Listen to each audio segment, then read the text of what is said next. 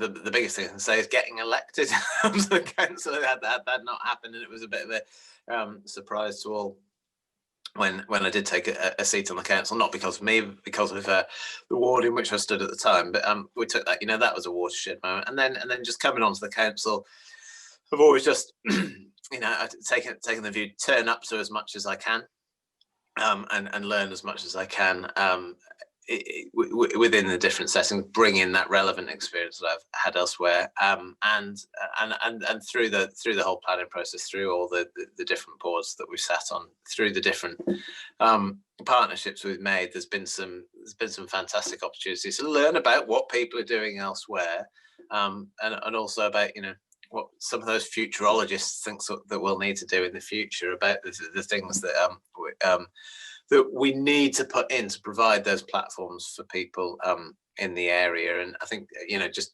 working with partners that I haven't really spoken about so far, about some of the health partners and the work that we're now doing with the health sector to create healthier, better lives, more fulfilled lives for people in Worthing. It's been really eye-opening to see what we can do there to help make people's lives better, help make our place a much more attractive place for people to come and live, come and play, come and work in. You've looked at with your health partners that you point out and say that will really make a difference? I'd give you two things that we've done here in Worthing. One was looking at the premises and the estate of the local, the estate, that is, not estate, the estate of the local health system here in Worthing. And over time, and this is one that's taken 4 or 5 years for us to bring about, we've now got the planning permission, is that we are working with them to build on the council's premises. And the council is borrowing significant sums of money to do it, is to build a new health hub where new doctors, surgeries, pharmacists, the mental health trust and others are all going to come in under one roof in some real state-of-the-art premises here in Worthing. So that's the one, is working with them on their buildings. The second one is the work with the community on what we call, what's generally known as, social prescribing. And we've helped well over 1,000 people now who were going to the GP surgery an awful lot, but for whom there were other remedies, frankly, which things like getting out, exercising, socializing more, as opposed to being treated, just solely being treated for medical purposes. And we're really proud of the work we've done there. That's managed to change around hundreds, over 1,000 lives. When you in your former life in the tourism industry, give us an idea of the sorts of work that you were doing there, and the sorts of the sort of position that you had there, and the moment at which you thought, or did you ever think, I'm interested in all of these towns and in what they're doing in order to promote themselves and to grow and to flourish, but I'm only looking at some aspects of them. I want to find out more about, for example, the health aspects and the social aspects of what they're doing, not beyond just the economic.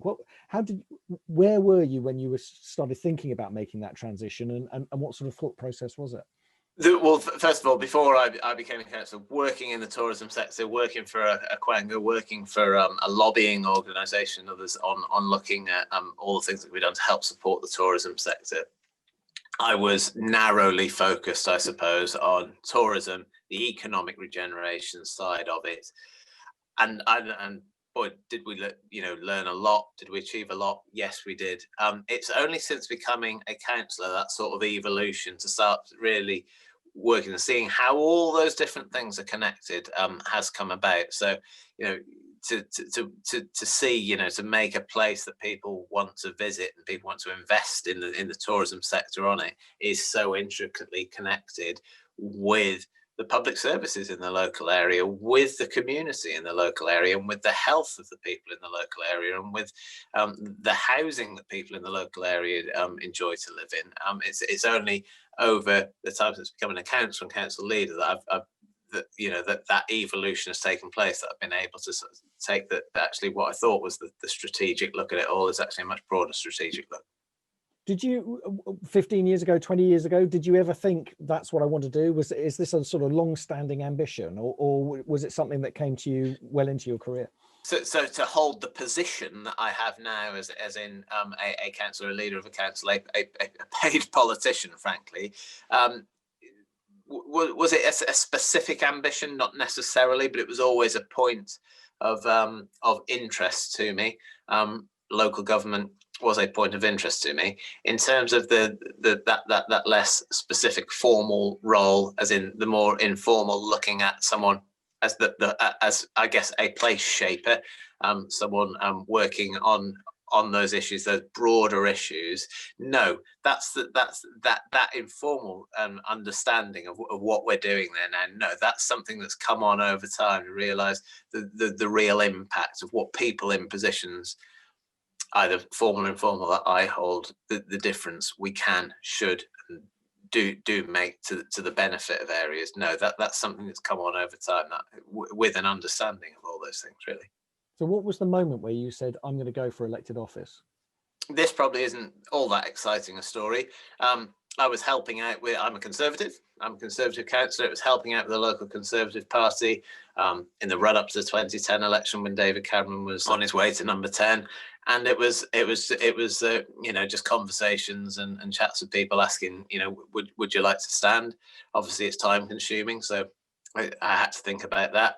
But it was it was a request that was made to me at one point. Will you stand here? And the rest, to use a hackneyed phrase, the rest is history for me. I got elected, started serving on different committees, started working as hard as I could in the time available, and managed to keep going up. And with the support of a number of really crucial colleagues who've done me no end of favours by offering me that support, I made my way up to the position of leader of the council, of a director of the local enterprise partnership, chairman of the Greater Brighton Economic Board, and now feel very blessed to have that sort of level of influence that I have now.